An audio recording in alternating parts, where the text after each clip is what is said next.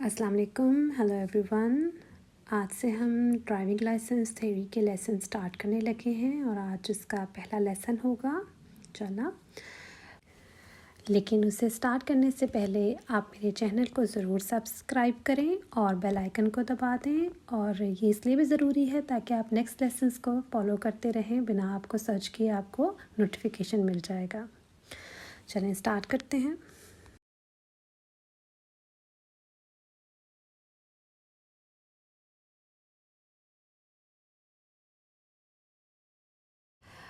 जो first lesson है उसमें जो चीज़ें हम डिस्कस करेंगे वो उसके टॉपिक्स ये हैं: license B, age restrictions, vehicle information और टायर इन्फॉर्मेशन। आपको इन चारों टॉपिक्स के बारे में जितनी भी ज़रूरी इन्फॉर्मेशन जो एग्ज़ाम में क्वेश्चंस आते हैं उनके रिलेटेड जो भी इन्फॉर्मेशन है वो बताई जाएगी। और इन सब के बाद जब ये लेसन सारे इसके चारों टॉपिक्स ख़त्म होंगे, फिर इनसे रिलेटेड जो क्वेश्चंस जो एग्ज़ाम में आए हुए होंगे वो मैं आपके साथ शेयर करूँगी, ताकि आपको ये अंदाज़ा हो सके कि ये इन्फॉर्मेशन जो आपको दी जा रही है वो एग्ज़ाम में आपके लिए कितनी के ज़्यादा यूज़फुल होगी। चलें अब इनको टॉपिक वाइज एक एक करके स्टार्ट करते हैं।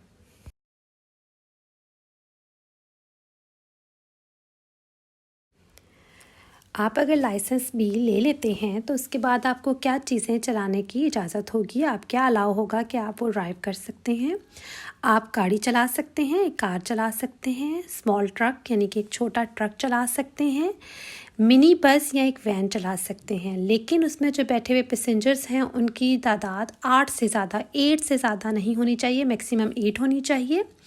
और आप अपनी गाड़ी के पीछे एक बैक ट्रॉली लगा सकते हैं जो सामान वाली या दूसरी होती है, लेकिन उसमें जो है मैक्सिमम वेट जो है उसका 750 केजी से ज़्यादा नहीं होना चाहिए। 750 किलोग्राम से ज़्यादा ट्रॉली में वेट नहीं होना चाहिए। तो ये वो 4 चीज़ें हैं जो आपको अलाउ होगा। अगर आप लाइसेंस भी ले लेते हैं तो आप ये चला सकते हैं।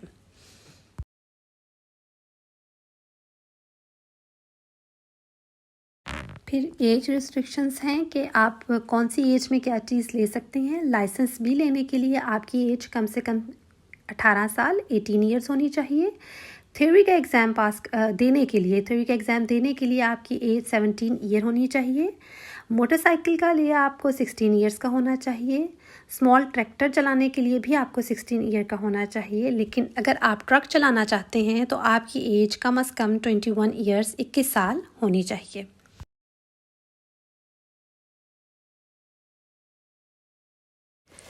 इसके बाद आपकी गाड़ी की व्हीकल की जो इन्फॉर्मेशन है वो उसकी डायमेंशन के हिसाब से क्या होनी चाहिए मैं आपको बताऊंगी। गाड़ी की हाइट 4 मीटर से ज़्यादा नहीं होनी चाहिए। 4 मीटर यानी उसके टायर के नीचे से लेकर उसकी छत के ऊपर तक जितना लंबाई बनेगी वो उन लंबाई जो है वो 4 मीटर से ज़्यादा नहीं होनी चाहिए। अब अक्सर ये सोचें कि 4 मीटर गाड़ी तो होती नहीं है, तो उसमें वो ऊपर जो सामान रखा जाता है वो भी इंक्लूड होता है। मतलब वो सब मिलाकर 4 मीटर से ज़्यादा आपका एक्सीड नहीं करना चाहिए। उसके बाद उसकी चौड़ाई गाड़ी की 2.55 मीटर से ज़्यादा नहीं होनी चाहिए। 2.55 मीटर से ज़्यादा इसकी चौड़ाई नहीं होनी चाहिए। फिर इसका वेट 3500 किलोग्राम से ज़्यादा नहीं होना चाहिए। 3500 किलोग्राम से ज़्यादा गाड़ी का वेट नहीं होना चाहिए।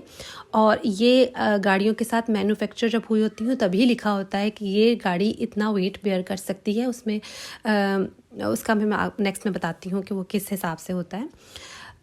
और गाड़ी की जो लेंथ आगे से है, यानी गाड़ी के आगे से आप कोई चीज़ नहीं रख सकते। गाड़ी के आगे बिल्कुल 0 सेंटीमीटर की चीज़ होनी चाहिए। जहाँ गाड़ी के आगे से बम्पर है उसके आगे कुछ भी नहीं होना चाहिए। और पीछे की तरफ से आप जैसे हम ट्रंक में रखते हैं चीज़ को ही, और जो बाहर आती है तो आप 1 मीटर तक की चीज़ बग़ैर किसी डेंजर साइन के रख सकते हैं। लेकिन अगर आपको अपनी गाड़ी में ऐसी बड़ी चीज़ लेके जा रहे हैं जो 1 मीटर से ज़्यादा है तो वो आप डेंजर साइन प्लेट जो है पीछे लगाकर वो चीज़ रख सकते हैं। लेकिन वो चीज़ भी 3 मीटर से ज़्यादा लंबी नहीं होनी चाहिए। यानी आप अपनी गाड़ी में 1 मीटर तक की चीज़ पीछे रख के लेके जा सकते हैं जो गाड़ी के पीछे हो, और 3 मीटर तक की भी लेके जा सकते हैं लेकिन डेंजर साइन प्लेट के साथ।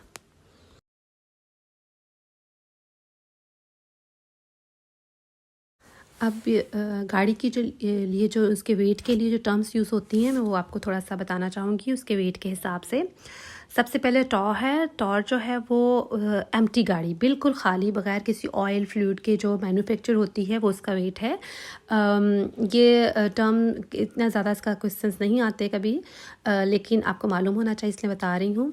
इसके बाद दो टर्म्स हैं MTM एंड MBT। ये दो इम्पोर्टेंट टर्म्स हैं और इसके क्वेश्चंस भी एग्ज़ाम में आते हैं। इसको समझना बहुत ज़रूरी है, तो मैं आपको बताती हूँ। MTM जो है वो गाड़ी का मैक्सिमम टोटल मास है, यानी कि उसका मैक्सिमम टोटल वेट कितना हो सकता है, गाड़ी कितना बेयर कर सकती है। उसमें गाड़ी का अपना वेट, उसके पैसेंजर्स का वेट, उसके ड्राइवर पैसेंजर सबका वेट, उसमें जो सामान रखा जाता है सामान, वो सारा मिलाकर जो वेट बनता है वो MTM होता है। और ये हमेशा जब गाड़ी जो फैक्ट्री से मैन्युफैक्चर होती है तो उसी वक्त बता दिया जाता है कि ये गाड़ी इतना वेट बेयर कर सकती है। और आपने रोड पे भी अक्सर साइन में देखा होगा 3.5 T लिखा होता है टन, कि इतनी गाड़ी ब्रिज से या इस जगह से गुजर के जा सकती है। तो ये तो वो वेट होता है जो गाड़ी की बेयर कर सकती है, जो गाड़ी का टोटल मैक्सिमम वेट होता है। फिर दूसरी टर्म जो है वो MBT है। MBT वो एक्चुअल वेट होता है जो उस वक्त गाड़ी बेयर कर रही होती है, यानी कि आपकी गाड़ी मैन्युफैक्चर होके आई, उसका वेट फॉर एग्जांपल 2000 किलोग्राम है। आप उसमें ड्राइवर और जो पैसेंजर्स बैठे हुए हैं और जो सामान रखा हुआ है और ऑयल और जो सब चीज़ें मिलाकर उसका फॉर एग्जांपल उसका वेट 1000 बनता है। तो अगर आपकी गाड़ी 2000 खुद है गाड़ी और 1000 आपने उसमें ऐड कर दिया तो ये 3000 हो गया। तो इसका मतलब है MBT आपकी गाड़ी का 3000 है। ये वो गाड़ी का वो वेट है जो इस वक्त मौजूद है। तो MTM वो वेट होता है जितना वो बेयर कर सकती है टोटल वेट, और MBT वो वेट होता है जो एक्चुअल वेट उस वक्त वो गाड़ी उठा के जा रही होती है, जो उस गाड़ी का होता है। तो ये इन दोनों चीज़ों में डिफरेंस है। और इसमें एक ये कि MTM के अंदर वो वेट भी शामिल होता है जो हम बैक ट्रॉली या बैक साइड पे जो के लगा के जाते हैं सामान, वो वेट भी MTM के अंदर ही शामिल होता है। यानी कि आपकी गाड़ी, उसका सामान, लगेज, पैसेंजर, पीछे वाली ट्रॉली, सब कुछ मिला के उसका वेट 3500 से ज़्यादा नहीं होना चाहिए। और पीछे वाली ट्रॉली का जैसे पहले बताया था कि आप उस पर 750 किलोग्राम से ज़्यादा वेट नहीं रख सकते।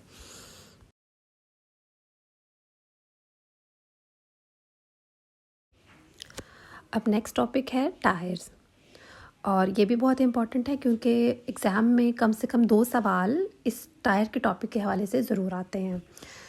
तो टायर में सबसे पहले ये है कि टायर की टाइप्स कितनी होती हैं। तो 2 किस्मों के 2 टाइप्स के होते हैं टायर, रेडियल और डायगनल। रेडियल और डायगनल में फ़र्क ये है कि जो रेडियल टायर होता है उसके अंदर जो थ्रेड यूज़ होती है वो सीधी होती है, और जो डायगनल होता है टायर, उसके अंदर की थ्रेड जो होती है, जिस तरह डायगनल टेढ़ा होता है, एक कोने से दूसरे कोने तक होता है, उसी तरह उसकी थ्रेड भी तिरछी होती है, थोड़ी टेढ़ी होती है। अब इन टायर्स का फ़र्क क्या है? इनका फ़र्क तो मैंने आपको बता दिया। इनका यूज़ क्या है? इनका यूज़ ये है कि अगर आप अपनी गाड़ी में, अपनी कार में 4 टायर डायगनल यूज़ कर रहे हैं, आप चारों टायर डायगनल यूज़ कर लें। अगर आप चारों टायर रेडियल यूज़ करना चाह रही हैं तो आप चारों रेडियल यूज़ कर लें। लेकिन अगर आपके पास 2 डायगनल टायर हैं और 2 रेडियल टायर हैं तो आपने हमेशा डायगनल को फ्रंट पे लगाना है और जो रेडियल टायर हैं उनको पिछली तरफ लगाना है, बैक साइड पे लगाना है। आप कभी भी रेडियल आगे नहीं लगा सकते। रेडियल को हमेशा आपने पीछे बैक पे लगाना है और डायगनल को आगे।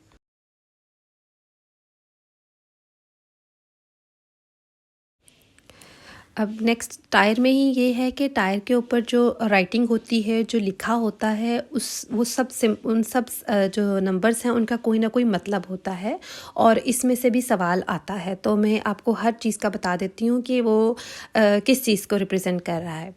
आपने हमेशा देखा होगा कि जिस तरह ये टायर तस्वीर में भी आप देख सकते हैं कि पहले 225/50, देन R, फिर 17, 98 और फिर H लिखा हुआ है। तो जो 225 सबसे पहला डिजिट होता है वो विड्थ ऑफ द टायर होता है मिलीमीटर्स में, यानी कि इस टायर की चौड़ाई कितनी है, उसकी विड्थ कितनी है, वो मिलीमीटर्स में है 225। उसके बाद नीचे 50 जो लिखा हुआ है इसके, ये रेशो होती है टायर की जो हाइट और विड्थ, उसकी लंबाई और उसकी चौड़ाई की जो रेशो है, जो उनका तनासुब है आपस में, वो रेशो लिखी होती है। तो ये ratio of height and width है। उसके बाद तीसरे नंबर पे आर लिखा हुआ है, तो वो आर से ही समझ आ रहा है कि ये रेडियल टायर होगा। अगर यहाँ डी लिखा हो तो इसका मतलब ये डायगोनल टायर है। उसके बाद एक नंबर लिखा होता है, जैसे यहाँ पे 17 लिखा हुआ है, ये डायामीटर का रिम का डायामीटर होता है, इंचेस में होता है ये, यानी कि इस टायर में जो डायामीटर है, रिम है, उसका डायामीटर यानी कि एक कोने से दूसरे कोने तक का जो फासला है, जो डिस्टेंस है, वो 17 इंच है। उसके बाद 98 एच लिखा हुआ है। 98 जो है वो इसका लोड इंडेक्स है, इसका वेट इंडेक्स है, यानी कि इस पे इस टायर को कितना लोड जो है इस पे डाला जा सकता है। 98 जो है इसका लोड इंडेक्स है। उसके बाद आखिर में एक डिजिट, एक अल्फ़ाबेट होता है, यहाँ एच लिखा हुआ है, ये इसका स्पीड सिंबल है, ये इसकी स्पीड का बता रहा है, ये इसका स्पीड इंडेक्स है, तो सिंबल है। तो ये इसकी जो सारी राइटिंग्स हैं ये इन चीज़ों को रिप्रेजेंट कर रही हैं।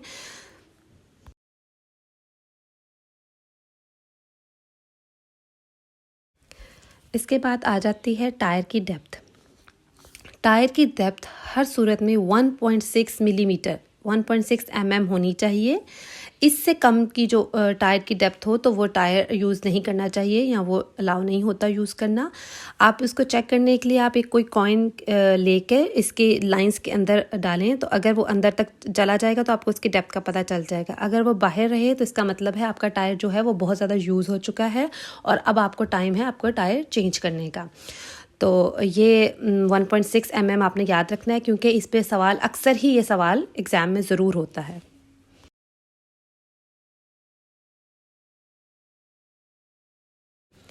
इसके बाद नेक्स्ट है कि टायर की में एयर प्रेशर कितना होना चाहिए। तो आपके गाड़ी के टायर में एयर प्रेशर हमेशा फुल होना चाहिए, आप उसे कम रख के नहीं चला सकते। ये टायर की एज भी कम करता है और उसको नुकसान भी पहुंचाता है और वैसे भी सेफ़ नहीं है। तो सबसे पहले तो ये फुल होना चाहिए। दूसरी बात ये कि आप अपने बाहर से गाड़ी के व्हील्स के साथ भी पता कर सकते हैं कि आपकी गाड़ी का एयर प्रेशर कैसा है। अगर तो वो कम हवा होगी तो उसकी साइड्स की जो लाइंस हैं, क्योंकि हमेशा गाड़ी की जो व्हील की लाइंस नीचे बनती हैं उनसे अंदाज़ा हो जाता है, तो जो साइड्स की लाइन है वो नज़र आएंगी। और अगर ज़्यादा हवा होगी, एक्सेसिव होगी, तो वो फिर सिर्फ बीच वाली लाइन नज़र आएगी, साइड वाली नहीं आएंगी। लेकिन अगर आपका बिल्कुल प्रॉपर हवा भरी होगी, बिल्कुल मुनासिब होगी, फुल होगी, तो वो तीनों इवन लाइन होंगी, वो बिल्कुल एक जितनी लाइन्स होंगी। और दूसरा ये कि आपने हवा जब मोटरवे पे सफ़र करना है तो आपने ये कोशिश करनी है कि आपका जितना एयर प्रेशर टायर का होना चाहिए उससे 10% थोड़ा ज़्यादा हो, 10% ज़्यादा हो। और जो अगर आप सिटी में कर रहे हैं तो वो 10% कम भी हो तो चल जाता है। इसकी एग्जांपल ऐसे है कि अगर आपकी गाड़ी का जो आपने PSI होना चाहिए 25 होना चाहिए, अगर तो आप मोटरवे पे ट्रैवल करने वाले हैं, आपको पता है आपने लंबा सफ़र करना है, तो आप उसको 28 भी कर लेंगे तो भी ठीक है। लेकिन और अगर आप सिटी के अंदर कर रहे हैं, आपने ज़्यादा हाई स्पीड नहीं जाना, तो आप 22 पे भी ले आएँ तो वो भी फिर भी चल जाता है। लेकिन आपकी गाड़ी का नॉर्मली एयर प्रेशर जो है फुल होना चाहिए। अगर आपकी गाड़ी का 25 है तो वो 25 ही होना चाहिए। और एयर प्रेशर ठीक मुनासिब ना होगा तो उसका एक ये नुकसान और भी है कि आपकी जो ऑयल कंजप्शन है वो भी ज़्यादा होगी। यानी इसके दो नुकसान हैं कि ऑयल कंजप्शन भी ज़्यादा होगी और टायर भी जल्दी ख़राब हो जाएगा।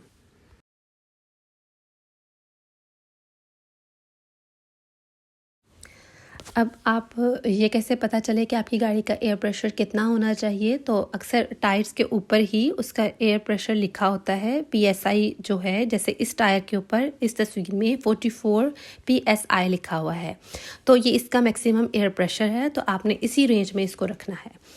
और वैसे गाड़ी के अंदर सिस्टम से आप इसका एयर प्रेशर चेक भी कर सकते हैं इजीली। और आपने ये कब चेक करना है, आपने कभी जब सफ़र ट्रैवल शुरू करें, क्योंकि बंद गाड़ी में तो एयर प्रेशर चेक नहीं होता अंदर सिस्टम से, लेकिन आपने जैसे ही ट्रैवल शुरू करना है तो आपने स्टार्ट ट्रैवलिंग के में ही प्रेशर चेक कर लेना है जब टायर अभी ठंडे हों, कोल्ड हों, ठीक है, उस वक्त ही आपने उसका प्रेशर चेक कर लेना है। जब आप थोड़ा सफ़र कर लेंगे तो उसके बाद आप प्रेशर चेक करेंगे तो वो आपका सही प्रेशर नहीं होगा, तो क्योंकि टायर गर्म हो जाते हैं फिर वो आपको सही वो थोड़ा इन्फ्लेट हो जाते हैं तो वो फिर ज़्यादा सही प्रेशर एयर प्रेशर नहीं बता पाते। तो आपने हमेशा जब वो ठंडे हों, कोल्ड हों, तो ही आपने एयर प्रेशर चेक करना है और चारों टायर्स में इवन होना चाहिए एयर प्रेशर।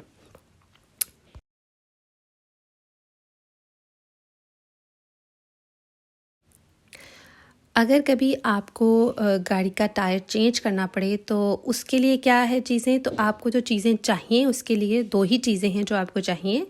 एक आपको कीज़ चाहिए या रेंच, और दूसरा आपको जैक चाहिए गाड़ी को ऊपर करने के लिए। तो ये 2 चीज़ें जो हैं ये आपको गाड़ी का टायर चेंज करने के लिए चाहिए। और उसके बाद ये कि आप को गाड़ी का टायर किस तरह से चेंज करना है। जब आपने उसके नट्स खोलने हैं तो वो हमेशा एंटी क्लॉकवाइज खोलने हैं, और जब उनको टाइट करना है, बंद करना है दोबारा से, तो आपने क्लॉकवाइज करना है। एंटी क्लॉकवाइज मतलब जो घड़ी की सुइयाँ जिस साइड पे चलती हैं घड़ी, तो वो क्लॉकवाइज होता है, और अगर आप उससे उल्टी रुख पे चलें तो वो एंटी क्लॉकवाइज होता है। तो खोलते हुए आपने उल्टे रुख चलना है और बंद करते हुए आपने क्लॉकवाइज यानी घड़ी की सुइयों के हिसाब से उस साइड पे चलना है।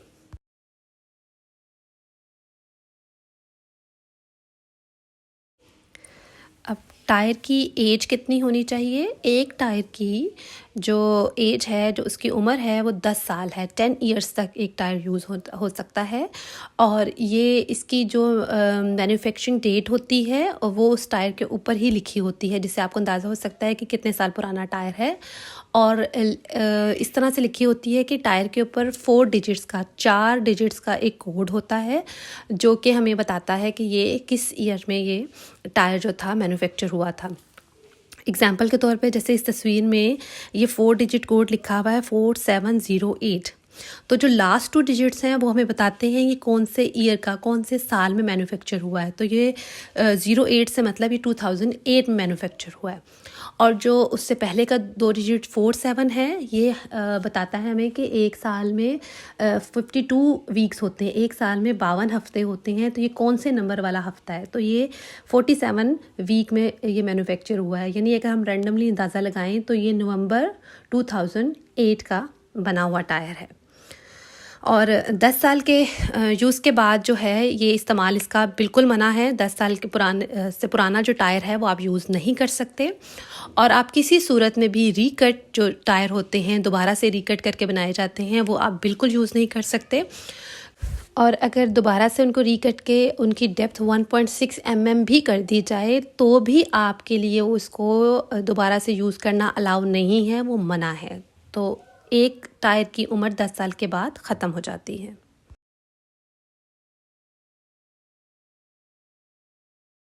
इसके बाद है विंटर टायर्स। विंटर टायर्स का ये है कि बेल्जियम में ये लाजमी नहीं है। मतलब आप अपनी गाड़ी में विंटर टायर लगाना चाहें तो आप लगा सकते हैं, लेकिन ये ऑब्लिगेटरी नहीं है, ये लाजमी नहीं है कि आप ज़रूर लगाएं। और इसका लगाने का टाइम पीरियड क्या है? ये 1 नवंबर से लेकर 31 मार्च तक, 1 नवंबर से 31 मार्च तक ये इसका टाइम पीरियड है कि आप इस दौरान इसको यूज़ कर सकते हैं। और अगर बहुत ज़्यादा स्नो हो तो आप अपने टायर के ऊपर चेन्स लगा सकते हैं, जैसे इस तस्वीर में दिखाई गई है। अब यहाँ पे एक बात यह है कि अगर आप अप्रैल का महीना है या सितंबर का महीना है और उसमें बहुत ज़्यादा स्नो हो रही है, तो आपने विंटर टायर यूज़ नहीं करने, आपने अपने टायर के ऊपर ये चेन्स लगा लेनी है। क्योंकि विंटर टायर का जो टाइम पीरियड है वो 1 नवंबर से लेकर 31 मार्च तक है, उसके बाद या उससे पहले नहीं है। तो इस सूरत में आपने चेन यूज़ करनी है।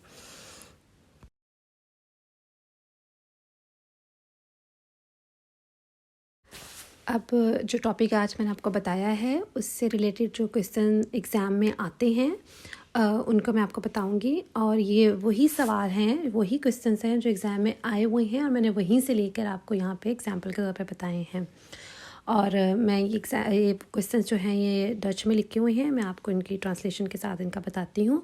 और मैं इनके आंसर आपको नहीं बताऊँगी, इनके आंसर आपने, क्योंकि जो आज का लेसन था उसी में से रिलेटेड हैं ये, तो आपको इनके आंसर ख़ुद भी पता होंगे।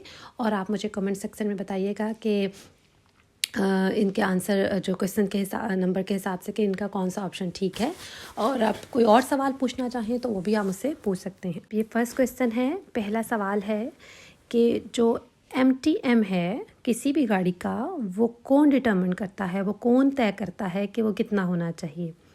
इसका ऑप्शन नंबर 1 है कि जो मैन्युफैक्चरर होता है, जो बनाने वाला होता है फैक्ट्री, वो बताती है।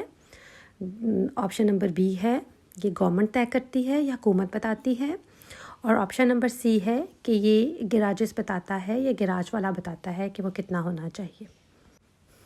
अब इसका क्वेश्चन नंबर 2 है कि जो असल वेट होता है गाड़ी का, जो गाड़ी का एक्चुअल वेट है, उसके साथ उसमें जो बैठे हुए लोग हैं, जो उस पर रखा गया सामान है, और उस मोमेंट में जो उस गाड़ी का टोटल वेट है, अगर हम उसको वेट करें तो वो अगर उस पर वेट मशीन पे उसका वेट करें तो उसको हम क्या कहेंगे। उसका ऑप्शन नंबर 1 है, उसे हम MTM कहेंगे, या ऑप्शन नंबर B है, उसे MBT कहेंगे।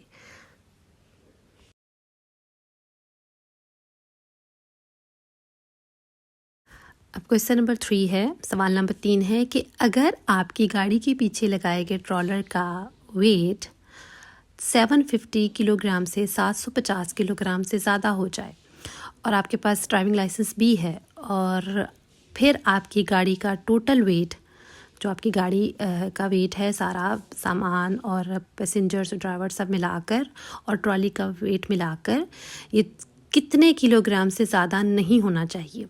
तो इसके 3 ऑप्शन दिए हुए हैं, A, B और C, और जैसा कि आपको नज़र आ रहा है कि उसमें कितने कितने किलोग्राम्स कहा गया है, तो आप इसमें से जो आपको ठीक आंसर लगता है वो सिलेक्ट कर सकते हैं।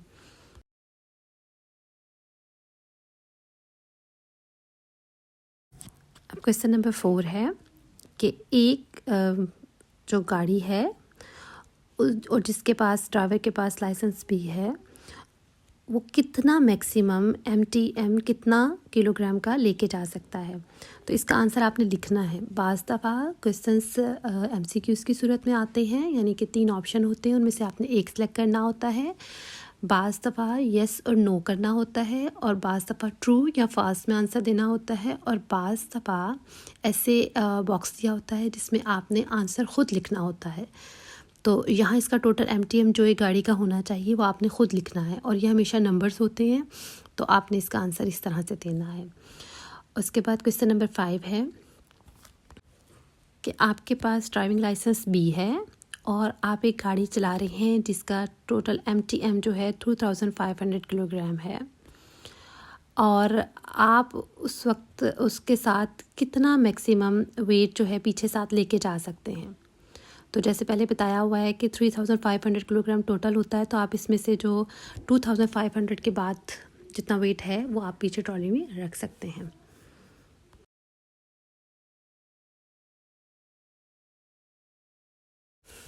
अब क्वेश्चन नंबर 6 है, सवाल नंबर 6 है कि अगर आपकी गाड़ी जो है उसके टायर जो हैं, आपने जो अगले टायर हैं वो रेडियल लगाए हैं, तो आप पिछले टायर कौन से लगाएंगे। ऑप्शन नंबर A है रेडियल लगाएंगे, ऑप्शन नंबर B है डायगनल लगाएंगे, और ऑप्शन नंबर C है रेडियल या डायगनल, दोनों में से कोई भी लगा सकते हैं आप मर्जी के। क्वेश्चन नंबर 7 है कि क्या आप अपनी गाड़ी को जो रिकट टायर होते हैं वो यूज़ कर सकते हैं। इसका ऑप्शन नंबर है 1 है हाँ कर सकते हैं, ऑप्शन नंबर B है हाँ कर सकते हैं अगर उसकी डेप्थ 1.6 mm हो जाए, और ऑप्शन नंबर C है नहीं, आप किसी सूरत नहीं कर सकते।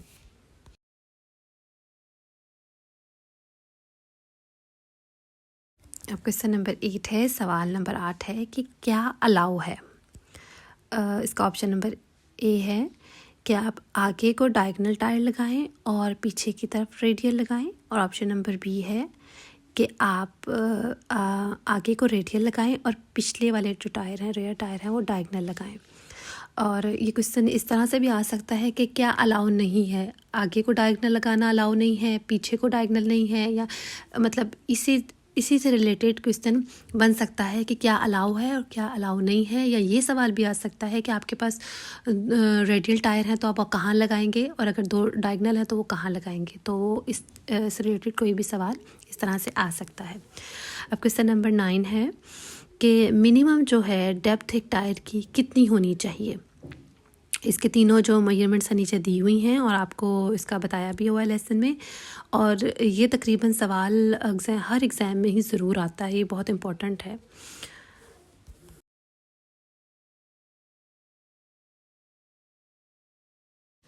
अब जो क्वेश्चन नंबर 10 और 11 है वो जो टायर के ऊपर राइटिंग होती है, जो लिखा होता है, उससे रिलेटेड है। और एग्जांपल के तौर पे मैंने 2 बताए हैं, लेकिन जितनी भी राइटिंग के ऊपर लिखी होती है उसमें से किसी चीज़ का भी वो पूछ सकते हैं। तो जैसे लेसन में सब बताया हुआ है तो आपको पता ही होगा कि कौन सा नंबर किस चीज़ को रिप्रेजेंट कर रहा है। अब क्वेश्चन नंबर 10 है कि जो टायर दिया गया है इसके ऊपर जो राइटिंग लिखी हुई है, इस राइटिंग में जो आर है वो तो रेडियल को बता रहा है कि रेडियल टायर है। उसके बाद जो 14 लिखा गया है वो किस चीज़ को रिप्रेजेंट कर रहा है। ऑप्शन नंबर ए है कि वो उसका स्पीड इंडेक्स बता रहा है। ऑप्शन नंबर बी है कि वो उसका वेट इंडेक्स बता रहा है। और ऑप्शन नंबर सी है कि वो रिम का डायामीटर बता रहा है। इसी तरह क्वेश्चन नंबर 11 में ये पूछा हुआ है कि इस टायर पे जो राइटिंग लिखी गई है उसमें जो 55 लिखा हुआ है वो किस चीज़ को रिप्रेजेंट कर रहा है। उसमें ऑप्शन नंबर ए है कि वो उसकी विड्थ को बता रहा है मिलीमीटर्स में। ऑप्शन नंबर बी है कि वो रेशो बता रहा है उसकी हाइट और उसकी विड्थ की।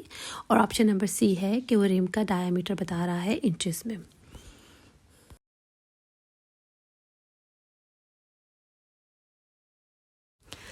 क्वेश्चन नंबर 12 है, सवाल नंबर 12 है कि 11 सितंबर की तारीख़ है और आपका जो रूट है जिस पे आप ट्रैवल करने वाले हैं वो स्नो से यानी बर्फ़ से भरा हुआ है। तो उस सूरत में आपने क्या करना है। ऑप्शन नंबर ए है कि आपने स्नो जो चेन्स होती हैं वो इस्तेमाल करनी है। ऑप्शन नंबर बी है आपने अपने टायर में से हवा थोड़ी कम कर देनी है। और ऑप्शन नंबर सी है कि आपने अपने टायर में से हवा जो है वो थोड़ी बढ़ा देनी है। फिर क्वेश्चन नंबर 13 है कि आप कब स्टडेड टायर या विंटर टायर कब इस्तेमाल कर सकते हैं। ऑप्शन नंबर ए है कि अगर स्नो हो, आपके रोड पे स्नो पड़ी भी हो, या ऑप्शन नंबर बी कि आप 1 नवंबर से 31 मार्च के दरमियान इस्तेमाल कर सकते हैं।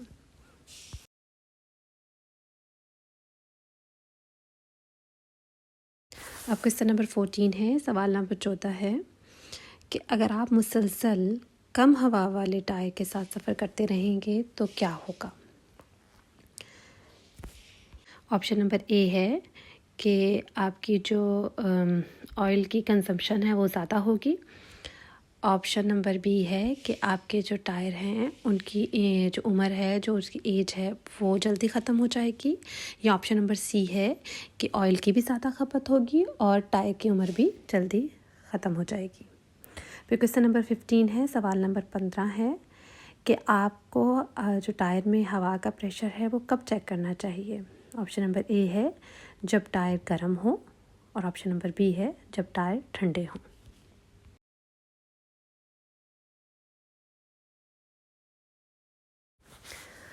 थैंक यू फॉर वॉचिंग, और आई होप कि आपको ये वीडियो पसंद आई होगी और आपके लिए ये इंफॉर्मेशन का बाइस बनी होगी। और मैं नेक्स्ट वीक इंशाल्लाह लेसन नंबर 2 अपलोड करूँगी। अगर इसके अलावा आपके जहन में कोई सवाल है तो आप पूछना चाहते हैं तो कमेंट में ज़रूर पूछिए, या आप इन सवालों के जवाब देना चाहते हैं तो कमेंट में ज़रूर दीजिए। और नेक्स्ट लेसन्स को फॉलो करने के लिए आप मेरे चैनल को ज़रूर सब्सक्राइब करें और बेल आइकन को ज़रूर प्रेस करें। और आपकी सपोर्ट ही मुझे इनकरेज करेगी कि मैं नेक्स्ट लेसन्स को इसी तरह से अपलोड करती रहूं। और दुआओं में ज़रूर याद रखिएगा। टिल देन, अल्लाह हाफ़िज़।